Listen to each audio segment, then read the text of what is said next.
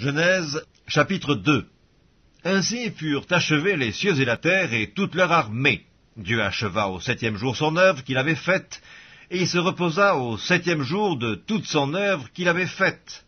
Dieu bénit le 7e jour, et il le sanctifia, parce qu'en ce jour il se reposa de toute son œuvre qu'il avait créée, en la faisant.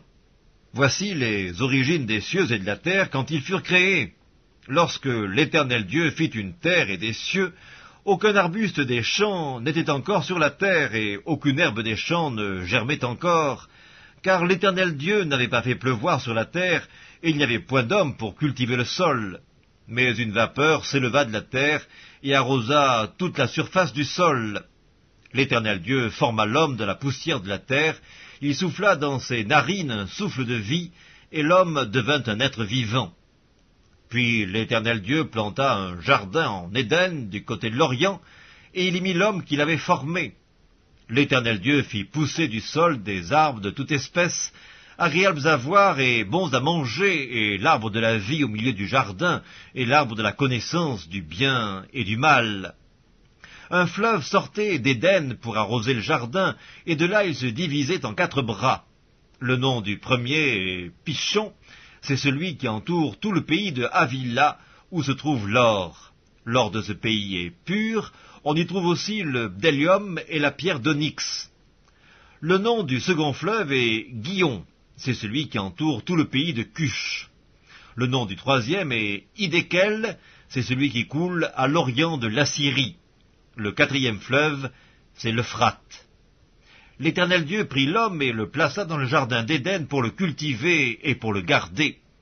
L'Éternel Dieu donna cet ordre à l'homme: tu pourras manger de tous les arbres du jardin, mais tu ne mangeras pas de l'arbre de la connaissance du bien et du mal, car le jour où tu en mangeras, tu mourras.